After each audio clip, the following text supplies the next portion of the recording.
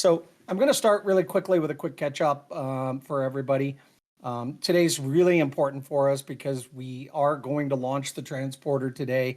It's been working. We've had a beta group that have been sending tokens across, and we expect to hopefully after this meeting be given some executables that I can put up on the website and you can start downloading. I'm going to show you a little demo through this process of how to do this.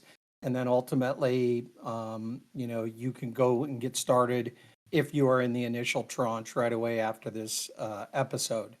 One thing you can do, a little Discord life hack, is you can set up your own server on the left, just hit the plus sign. And then if you set up a server, build a channel, and in that channel, subscribe to our announcements channel. Then you can hit essentially notifications so that it pings you on your phone every time we do an everyone announcement. That way you don't have to worry about getting pinged every time somebody posts in the other channels or anything, but you will get pinged when there's something important. And look, it only goes in the announcements if it's important. So I would do that if I were you. All right, so I want to talk just a little bit about, this idea that people are kind of showing up and saying, man, this happened so quick, or it's overnight, or, geez, how do we keep up with all you. And this is really kind of a thing that's been in process for about 3 years, maybe 4, maybe right back to Genesis. I don't know. I'm an optimistic person. I just am, and sometimes maybe it doesn't feel that way, but I've never not believed we're going to win, and I've never not believed we're going to win big. But obviously it's been a long battle and the battle isn't over yet. Anyway, back in the day when we started this whole thing, for most of you that maybe weren't around in the SIA days, what ended up happening was they started getting into a mode where, they were really focused heavily on the consensus mining. That was really always David's big thing, the cryptography and all of the stuff behind that. And, the thing about that is that,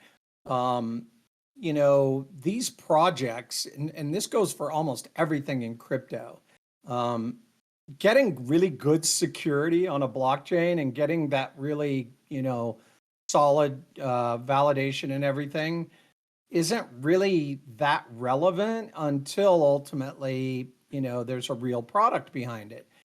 Obviously, it's important if you get a lot of money invested in your thing, because then the chain's actually securing your traders. You're only securing the finances and, exchanges and so forth. And, what ended up happening was we started this project by forking the blockchain. We didn't fork consensus. What we did is started over a Genesis block from zero and built our own, sort of ability there. What ended up happening was, and I didn't really realize it at the time, but what ended up happening was that they ultimately had set it up so that we just could not gain a significant amount of hash rate. And because of that, it sort of set us in motion, and it outlined what we would end up having and what we wouldn't have really for the rest of our existence. Ultimately, what ended up happening was, as most people sort of know, because of the situation and the luck that we've had along the way, we've just never really got a big exchange, because we've never got a big exchange. We've never got big hash rate. We've never really had that ability to attract people in the way that we need to. And we just ran out of money in this bear market cycle.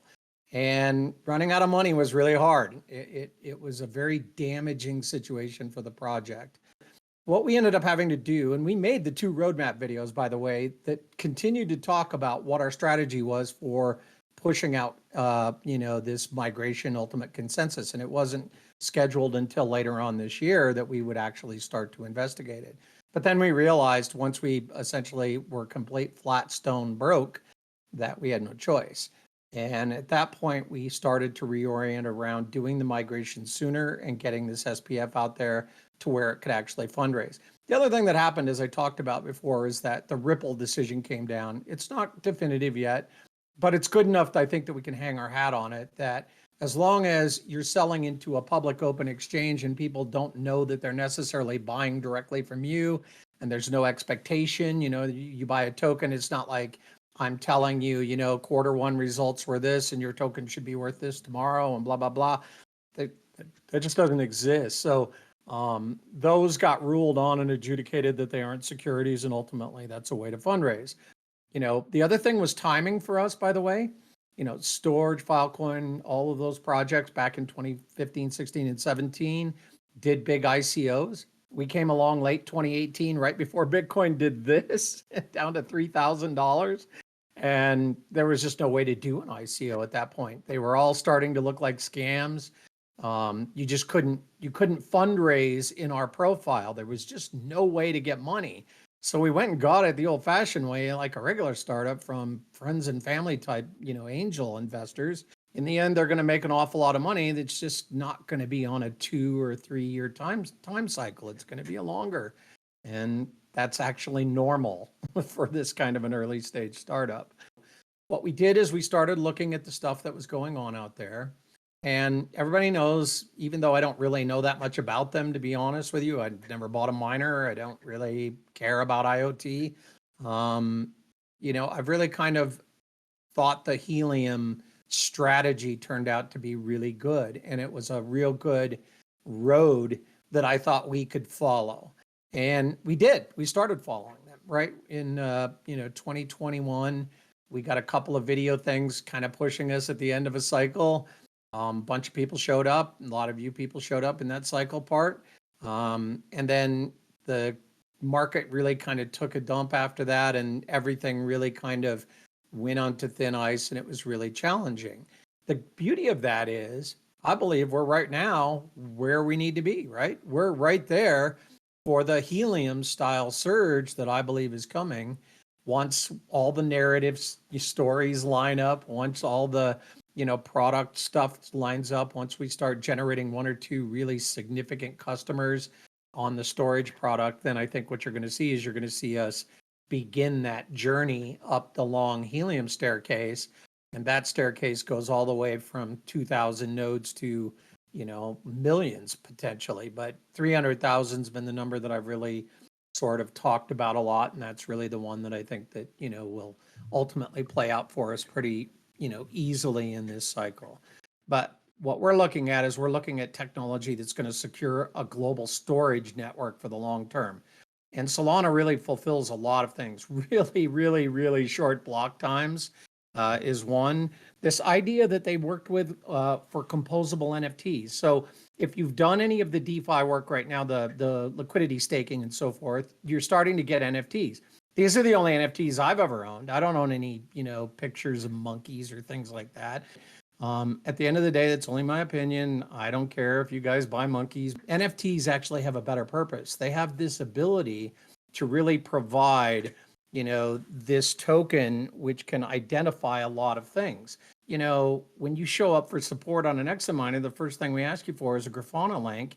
And in that Grafana link is usually your IP address, right? Or some, it points to an IP address and it's public. And yeah, that's the way our network works and so forth.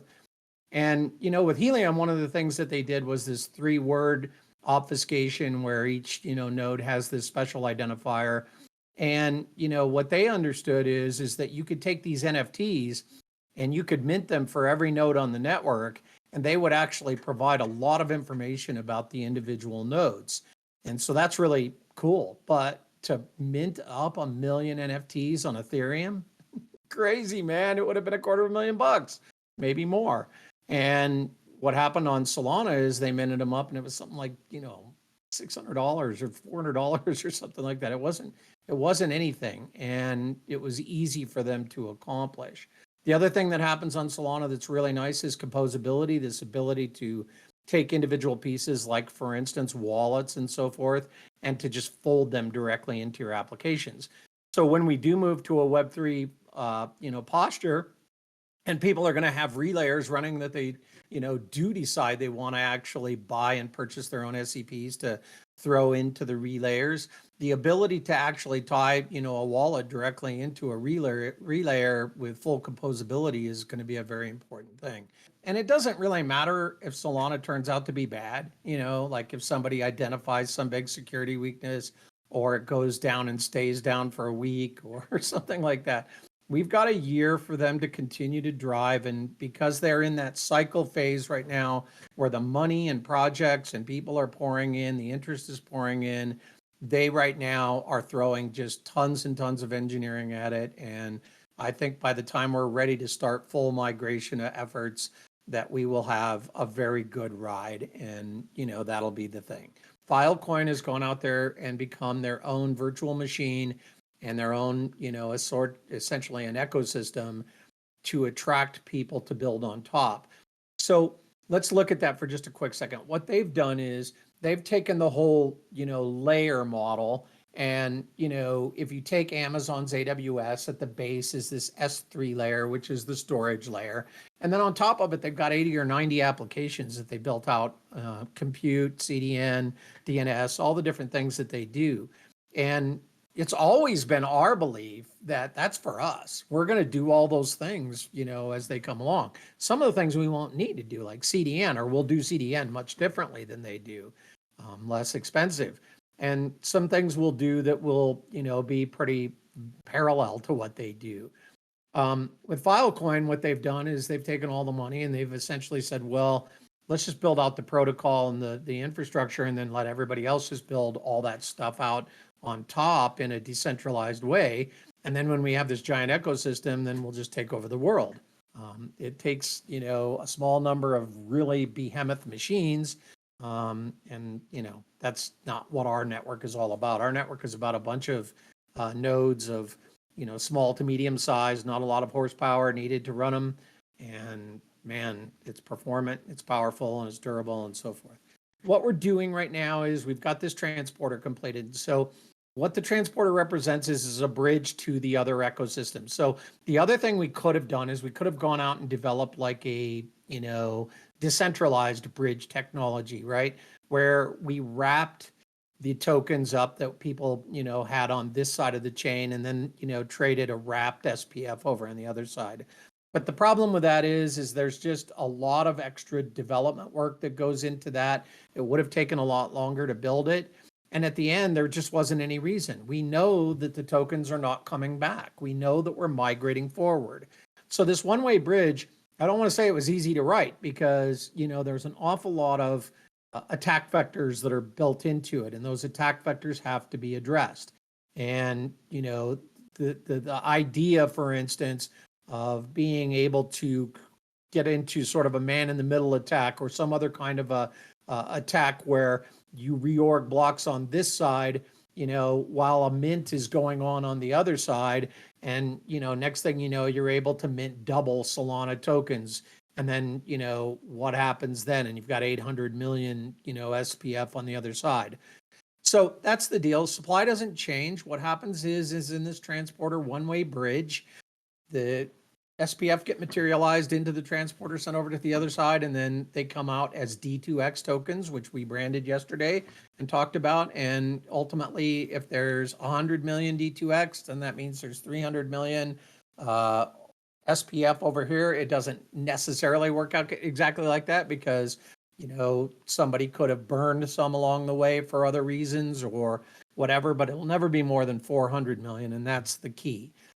200 million are going to go into a lockup pretty soon, and they won't cross over for some time until likely we migrate the whole thing. Those are the ones that the corp is storing aside. And the idea about those is that when we do get to that Web3 footprint, where we do let people buy their own SCP, we won't have any other way to make money at that point, right? They will not be paying us for all the marketing and development that we did along the way. So what we end up doing with the SPFs is that significant chunk that we hold will give us an override on all the storage down the road. So that's kind of a deal, and that will never probably be broken up, that 200 million chunk. So, it'll probably never hit the market. They've never been offered for public sale. We've given out quite a few to stakeholders of different kinds and flavors over the years. And that created a situation where we couldn't just open up the transporter on day one, that this would just be a continuation of where we've been for the last 2 or 3 years. We had to build this thing called the initial tranche to limit the supply, so that ultimately the people that are buying the tokens over on Solana right now, who learn about the project and want to get involved and think that what we're doing is really cool, because quite frankly it is, then the deal is that they can also be clear that there isn't going to be a bunch of VC money raining down on their heads immediately, pushing down their valuations and preventing them from ever seeing any kind of value appreciation. The initial tranche is not going to be full because we just didn't get responses from everybody. So there's going to be a number of people that are going to wake up in a week and come over and say, hey, what's going on? And we're going to say, you missed it, sorry. 30 days later, you'll be able to send your tokens and just get in line and do that. So that's the deal there. And at the end of it, there's another 15 million that are mintable over on the other side that we've already burned, right? Those have already been sent across and burned. So those are for potential rewards going forward. So that's the deal on the initial tranche.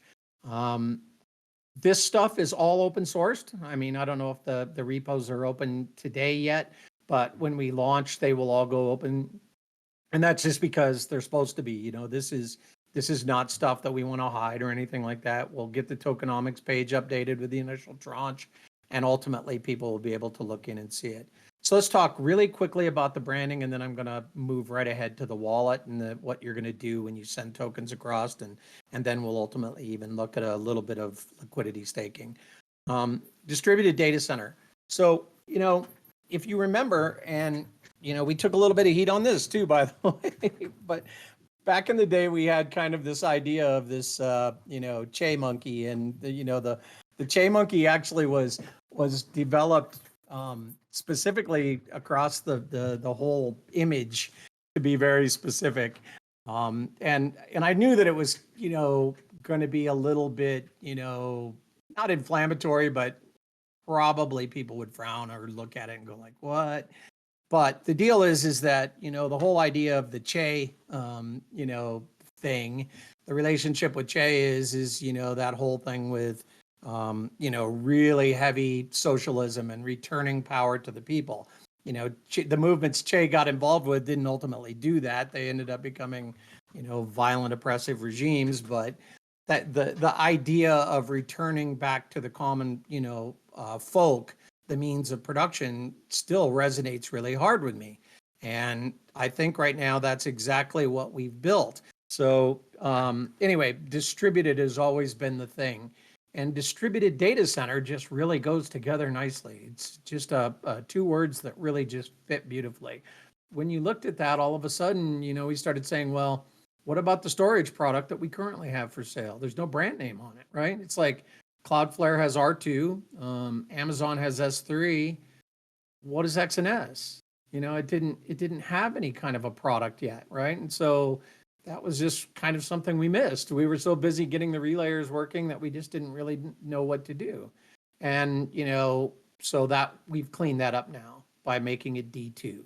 And D2, I think, is really cool. It's just, it just really cuts laser-like to the core of things. It's two letters, or letter and numbers, so it's very easy to understand. It's not like XNS so much, which is going to be a little trickier for people to sort of, grok, because it doesn't have any, sort of association at all. But with D2, I think people are going to really see it. And because that's the storage network, that's really the storage product, it really made sense for this token, this SPF token, to be D2X. And so that's why we applied the ticker symbol to that. And that's why the coin is actually named D2. So a couple of things have happened here. I clicked an executable that I downloaded, which is going to be the same thing you will download from our website. It's the web wallet. You're all familiar with it now. And the deal is that you'll note that this is a little different than the web wallet that you're used to. For one, it's not running in that weird little window anymore like it was, right? You still have to download it. The reason you need to ultimately end up downloading this is because, unlike, wallets like Phantom or Solflare or these other wallets that MetaMask that you would download, they don't actually download a blockchain. They can't really. I mean, you're not going to download the whole Solana or Ethereum blockchain onto your computer unless you're, prepared to wait a long time and have a pretty robust machine. But in our case, that isn't the deal. In our case, These are actual full nodes, and every node downloads the whole blockchain. So when you first fire this wallet up, what you're going to end up doing is you're going to end up, creating a new wallet typically if you don't already have one. And, if you already have one, then you'll go ahead and just unlock. But the deal is that you'll end up in the first run of this having to, either bootstrap the consensus or download the consensus. And then ultimately that takes, depending on, what kind of a computer you have and network you have, couple hours, could take a little bit longer and so forth. And, then ultimately you get where you need to go. So that's the deal there. So what I'm going to do is I'm just going to go ahead and start by unlocking a wallet. It looks pretty much the same as it always did. This is a little different in terms of, how it actually presents in the width and all that sort of stuff. But it does tie in with a Google Password Manager, same as it did before. I think it works the same way with Edge and its password manager. And now I have this essentially same window that we typically had before on the web wallet. And essentially now you can see all of the things you used to see, except now one of the things that you should notice is the look and feel is starting to look like the rest of our ecosystem, right? It looks like the relayer, looks a little bit like the console, and soon the examiners will look like this. And everything's really taking on this framework look that I think makes us look really consistent and does a really good job. But other than that, everything is all here, but we now actually have this new little piece over here. Also, we do have this, right? We didn't lose this. We almost lost this, but then at the last minute, we got it in there, and I know how much it's beloved by the community, so. You need to connect a wallet. This is how things work over on the Solana side. It's composable and gets put right into your code. So essentially it can talk to your stuff. And here, essentially what happens is we brought up a list of, all the wallets that we're compatible with and so forth. And, as I just showed, I'm going to go ahead and so I'll unlock the wallet here. Burner address here. Oh, there it is. So we've connected up the wallet here, and now we actually have this ability to go in there. So what are you going to do? Well, you got to do a couple things. If you're in the initial tranche, the first thing is you whitelisted an address with us, and if you sent that whitelist address in, this will be showing up in the wallet that you have, right? And in that pre-approved address, there's also this ability to see what your allowance is. Now, your allowance is based off of, it turned into a crazy thing, right? Were you in investor round 1 and 2? Were you in investor round 5? Were you in investor round 6? Were you in the pre-sales and buying licenses and examiners? Were you a rebate remitter? Were you somebody who attended a giveaway?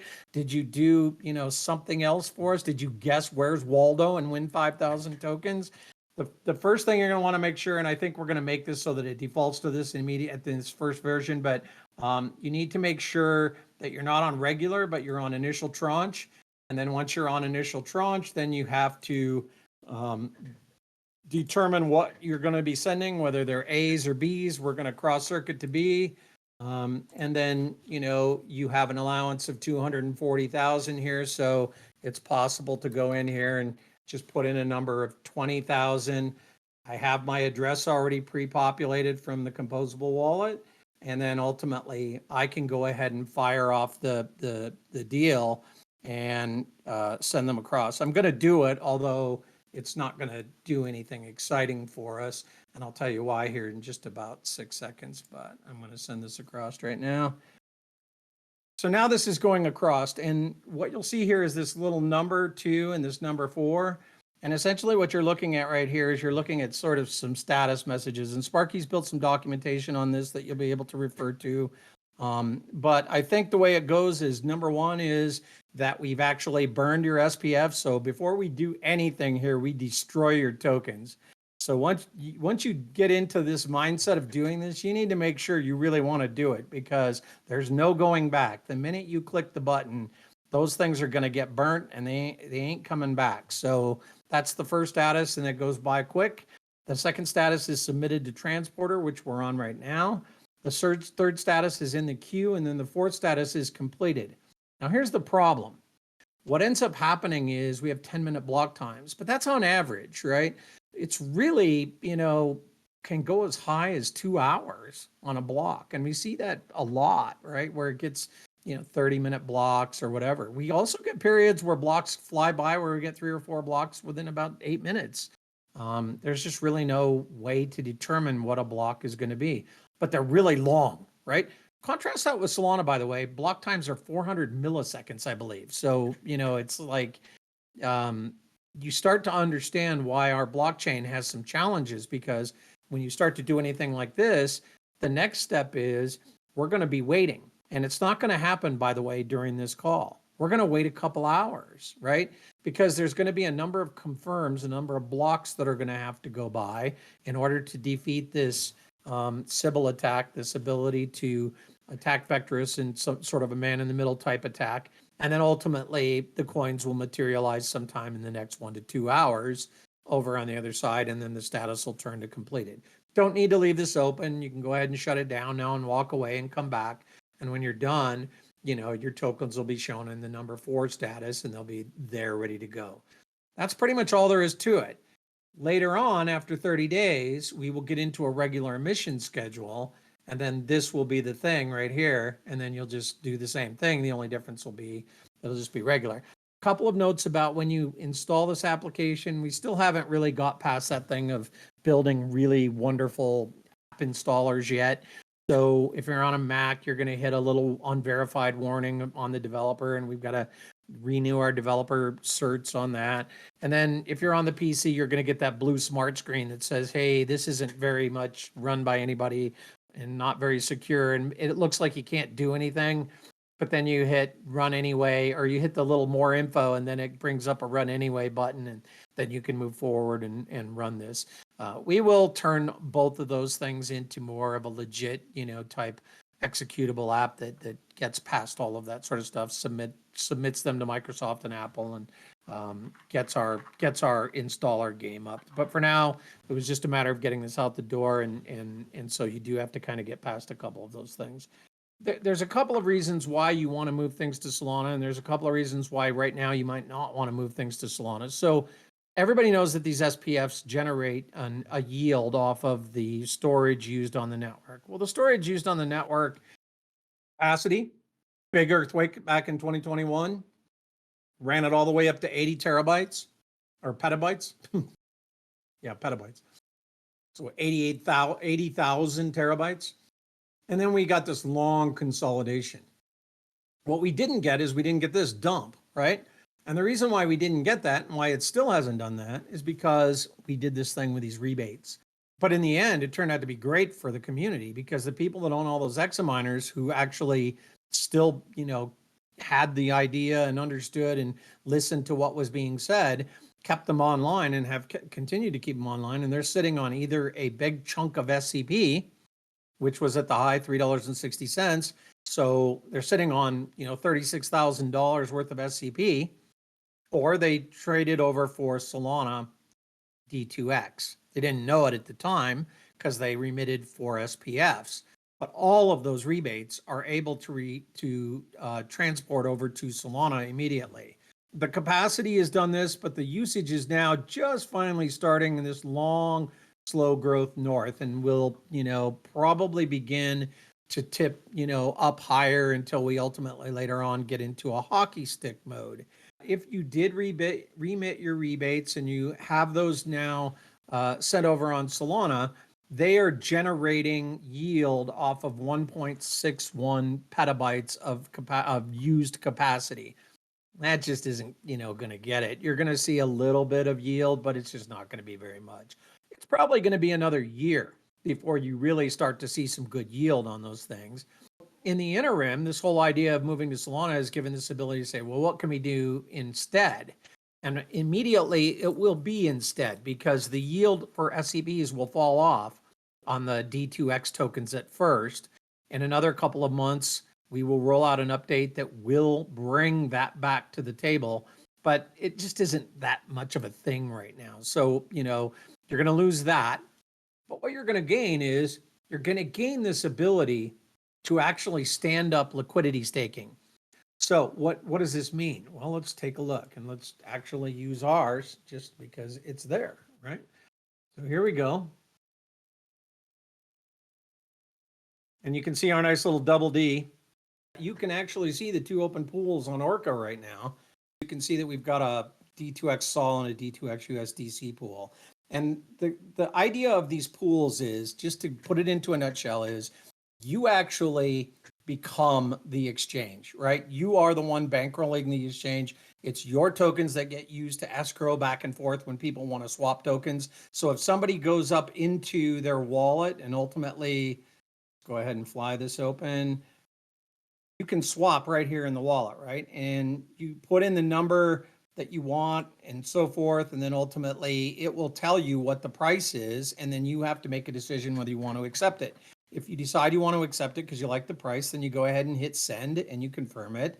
And then you swap it right here in your wallet. You don't have to go to an exchange. You don't have to sign up. You don't have to upload your tokens and give them to CZ or the guys at CoinDesk or Coinbase.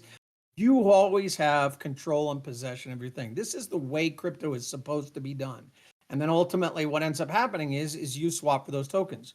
Well, what's happening is that the software is going out and it's finding a route. It's finding a place where it can actually do this swap, right? And in this case, it's going to go out when you have the D2X set up, it's going to go out and it's going to find one of these pools, depending on which one you've chosen. If you've chosen the Sol pair, it's going to come out and it's going to find this pool, and then it's going to route through here and it's going to execute your trade. And when it does execute that trade, the part of the pool that essentially is servicing that trade is deducting, right, D2X, and it's adding more Sol because the person initiating the trade put in Sol and wanted to get back D2X. So that makes that happen. And typically when that happens, it also affects the price upwards of the quote token, which is D2X, right? Because there's less of it now available in the pool, right? So that typically tends to make the price go up. If you go in there and you actually set up a swap, what ends up happening is it will tell you what the slippage is. So it will come up and it will say, look, if you put that much in there, if you try and sell this much of this token to get this token, or you try and buy this much of this token to get the other token, the slippage is going to be this much. And it's typically a percentage number. You're going to cause the price to go up 10% or go down 10%. So you need to be aware of that, because it will say you're swapping, 1 for 1,300. But what will end up happening is if you don't pay attention to the slippage and it's set too high, if it gets confirmed, you may actually end up, 1 for 1,000 instead, or 1 for 1,600, depending on what direction it's going. So how does that change? Well, it changes with this liquidity number. So what happens is, and we've got decent numbers, 26,000 and 13.7 right now of liquidity, but these are just rookie numbers, right? I mean, if you kind of get back here and you look at like things down here, Sol USDC, 4.8 million in liquidity in that pool, 4.5 Sol USD. So we're not going to get up to 4 million, obviously, because, we're just one small project in there, but this needs to get up into the 6 figures first, and even potentially up into 1 million or something along those lines. But it needs to get into the 6 figures. And then when you get that kind of liquidity into the pool where there's that many tokens, then there's enough spread out all along the ranges of the prices that ultimately you can sell, 10,000 tokens and not worry about affecting the price much at all. Now, this isn't any different, by the way, than what we currently have on like Trade Ogre, right? If you want to sell 10,000 SCPs right now, you're going to crush the price. You just are, because there isn't enough coins in the range that you want to trade at, right? You want to sell for, $2, but, there's like 100 coins right now selling, down in the whatever 16-cent range or something. And then everything else is turtles all the way down. So that's really the key here with liquidity, is to get a bunch of people doing this. And then when you get a bunch of people doing this, it really smooths out the volatility. And when you smooth out the volatility, it really allows for price to do what it's supposed to do, get discovered because somebody, big came along and said, I really like this project and I want to acquire a lot of it. I'm going to put about, 25 ETH into this thing. And then ultimately, let's see what happens then. And then, the price tends to go up, but it goes up against a much bigger pool. So what I'm going to do is just show you really quickly what it looks like to set up in one of these pools. First thing it is, it's going to tell you a few things about, understanding it. Just a real quick note. One of the things that we said in the beginning is that, Orca tells you that it doesn't work in a lot of jurisdictions, including the USA, but that's not for liquidity pools. It's only for swapping in the Orca interface. You don't need to do that because you can just swap right in your wallet. So you're fine actually working without a VPN. So you go ahead and get started. Then you get confronted with this full range or custom range. And you're probably not going to do full range. That's the old thing, and that's kind of going out with these guys. It's been deprecated. Full range means you essentially would be willing to buy and sell at any price, whatever. If it got up to 99 bucks, then you'd be willing to sell at 99, obviously. And you'd have some liquidity up there. You'd be wasting money having liquidity at $99 because it's not going there. You'd also have some liquidity hanging out down at 1 penny. And if it did go down there, you'd end up having to buy and so forth. So you might be happy with that. But again, you're just wasting money in that range. So what happens is with the custom ranges, you actually set a number where it brackets the price. And if you set that number, tight, and you can do it with the sliders or you can do it down here with these, then ultimately, you end up in a situation where you get a lot of the trading that's going on. Like if I wanted to capture the most yield, what I would do here is I would get really tight down here. I might go like 2% and 2% because that's where most of the trading is going on right now, right? Everybody's, buying and selling right around 40 cents. They're not selling at 50 or 60, they're selling at 40. So what I would do is set this like this. And what ends up happening is I'm getting a lot higher yield on that because what I'm doing is I'm tightening the range on where I'm providing liquidity, and that's leverage. Instead of providing across the entire range from 0 to infinity, I'm tightening in on this one thing and I've levered up all my money. In other words, I don't have to put in the same amount of money to cover this tiny little range as I do to cover the whole range. And because I don't have to put in the same amount of money, but my, initial sort of decision to put in is the same. I plan to put in $10, for instance. Well, $10 on a full range versus $10 on this tight range results in 63x leverage. In other words, I'm really making that money go to work for me. Well, the downside is if it goes outside of this range, I stop earning yield. And not only do I stop earning yield, but all the tokens on one side get bought or sold. And I get stuck, out of position now, essentially without, the other token. So I have to go back and swap for it again, put it back together and, rebuild my thing. This is called rebalancing. And there's parts to doing this work that you end up needing to do at the same time. There's 3 things that you end up having to do to maintain these.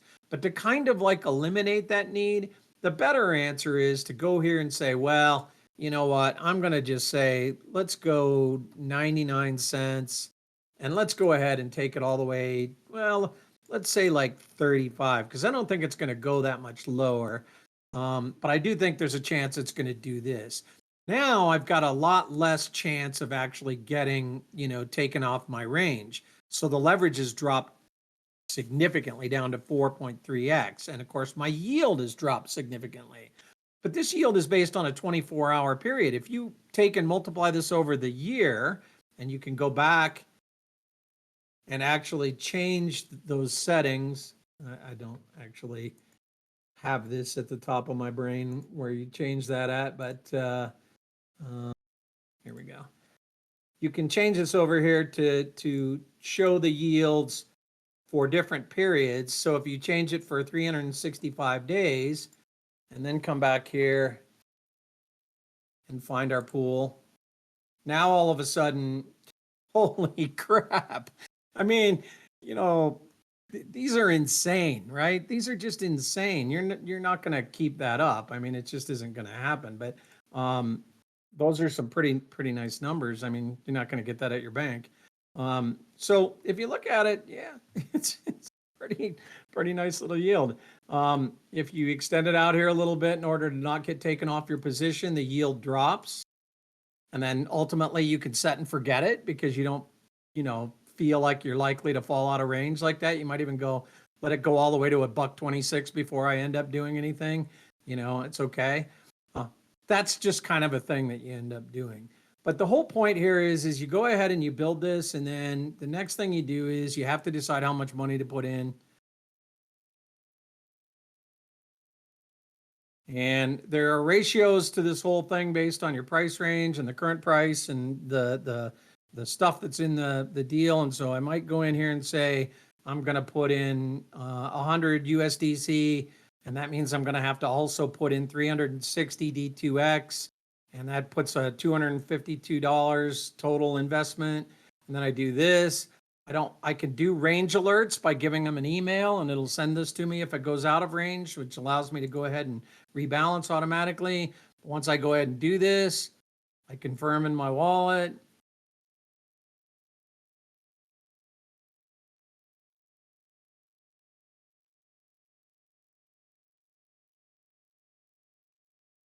And then it sends me an NFT.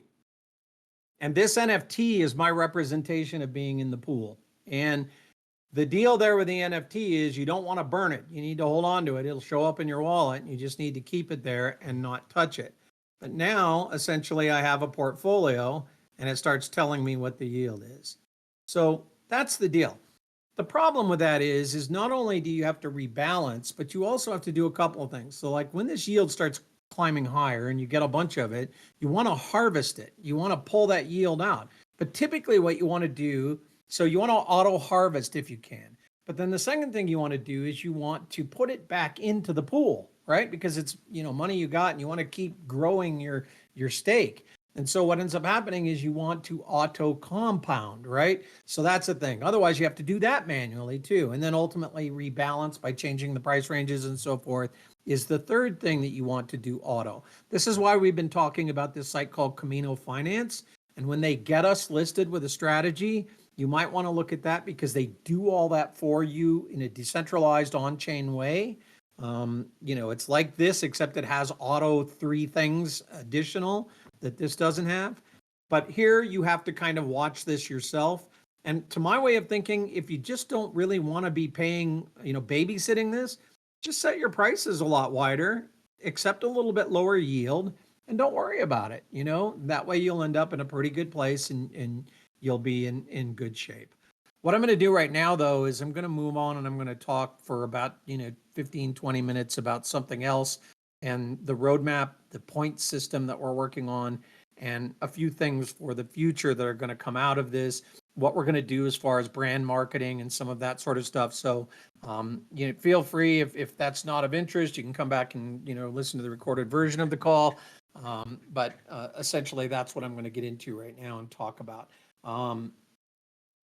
Okay, so people who have been listening have heard me talk a little bit about the point system and what points are. And it's kind of funny because if you go out onto crypto Twitter or you go out and you talk to anybody who's in the crypto world, there's kind of like this diversity on, whether points are a thing or not. And, some people think that they're just a real scammy mechanism for people to use their tokens, to get people to buy more tokens, to essentially pyramid people into something. And then other people see them as a really, effective and powerful sort of device. In our case, they can definitely be the second part. It's going to be essentially that there will be a pool of, things that you can do to earn points. And then as you earn points, you'll be able to trade those points in for a variety of different things. And it's quite likely that one of those things is going to be tokens. What I can say to you is it's quite likely that if you stand up liquidity today and going forward on any of these exchanges and in any of these pools, that you're going to be protected from any big significant downside because ultimately at some point in the future, you will have earned enough through what you've done to garner more SPFs out of the deal or D2Xs out of the deal, to take care of any, price volatility. But the prices can get very volatile. And if they do get up there and you end up buying higher, there's going to be some protection on this liquidity to essentially earn additional SPFs. We have a lot of things that we want to incentivize. We want to incentivize storage. That's the biggest one. Utility on our network. We want to get a ton of storage on our network. Right now, an MSP that comes and looks at us is going to look first at the tech. They're going to look at things like security. They're going to look at things like ease of use, cost, how it, what it takes to get in here, compatibility, can it work in the ways that they're used to working, right? So getting people to bring storage onto the network is big. So MSP shows up and says, well, look, what's the deal here? The price of $5 or $6, $7, what is it? We have a price that we give them. And then at the end of it, we can turn around and we can say to them, but you can lower your total cost of ownership pretty easily here. You can stand up your own miners on the network and start getting those going to work, generating revenues off other customers that are uploading storage to the network. And then we built this thing called storage credits that you could turn around and push those back into paying off your cloud services bill. But the other thing that we're going to do is this point system. So if you store 100 terabytes, you'll get X level of points. And if you store 500 terabytes, you'll get X plus X type points that will grow and grow and grow.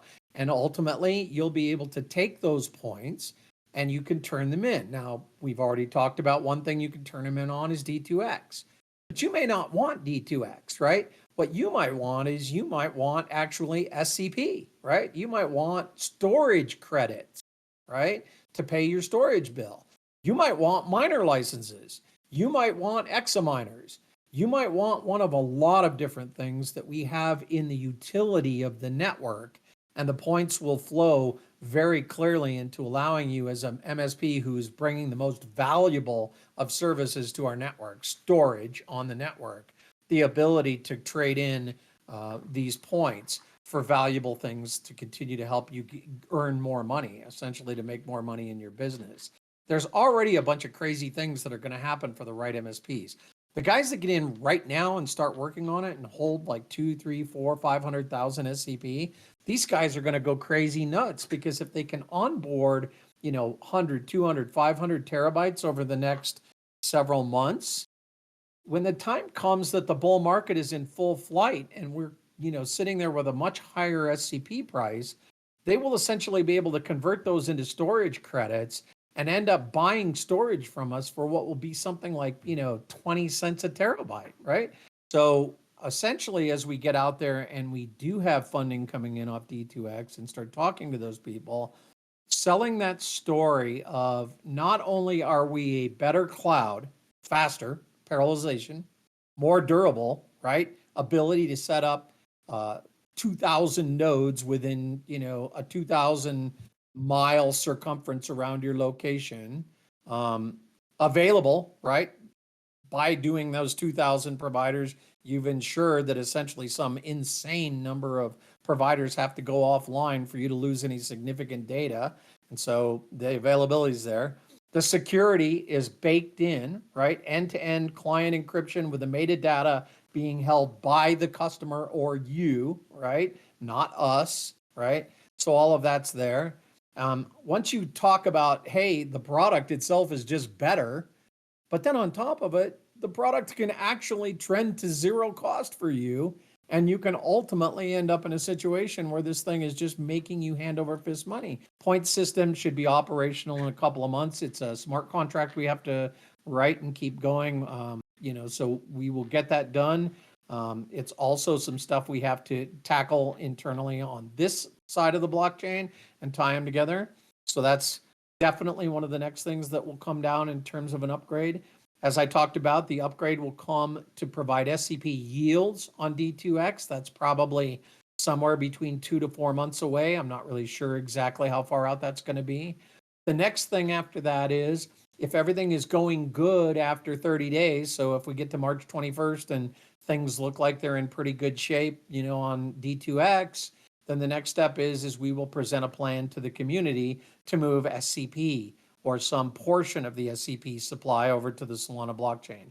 When people recognize that the liquidity is about to be presented to them, in other words, you can mine, you can grow, you can do whatever you need to do to get SCPs over here, but then you're going to be able to send them across the transporter to put them into liquidity pools to sell them off, once we do get, a thriving liquidity system over there, then essentially all of the impediments are removed from us being out there as a real legitimate coin that actually can comp to the people in our industry.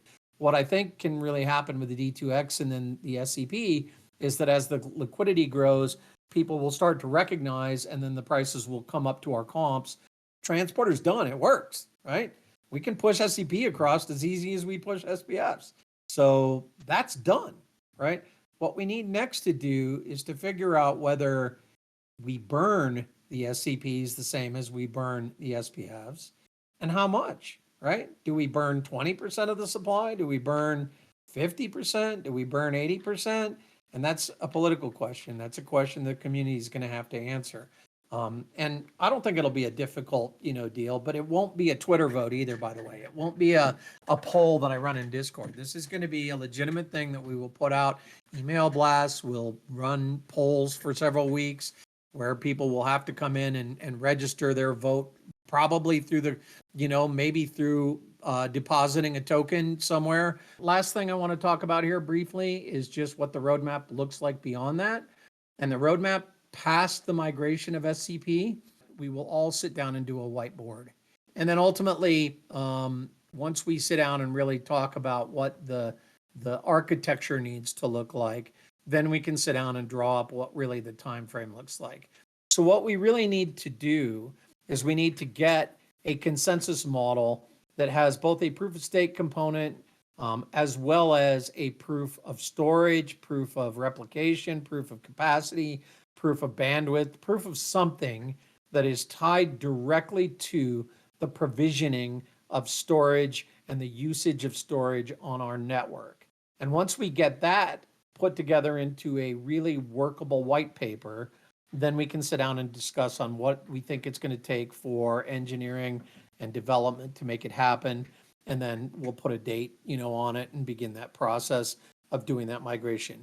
My gut tells me that what we will do is we will parallelize, that we will end up building two different networks, essentially. We'll continue to keep our current network sailing along. We'll build a whole workable version on the other side. And then ultimately, when it comes time to pull the plug on this side, we'll migrate all the storage and all the contracts and everything over to the new side. And it'll be transparent to the users, but at the end of the day, it'll be a simple cutover, and we'll do that and go forward. At the end of the day, I think we're in great shape. What you're going to want to do next, if you're in the initial tranche, is wait for the high sign from me that the binaries are uploaded to the website. Go and download them, and then get started on transferring across to the other side. And good luck setting up liquidity. We really need it. It's the biggest thing we need. That's it for today. Appreciate it. We'll go ahead and get that out there. Thanks a lot. Have a great one, and we'll talk to y'all later.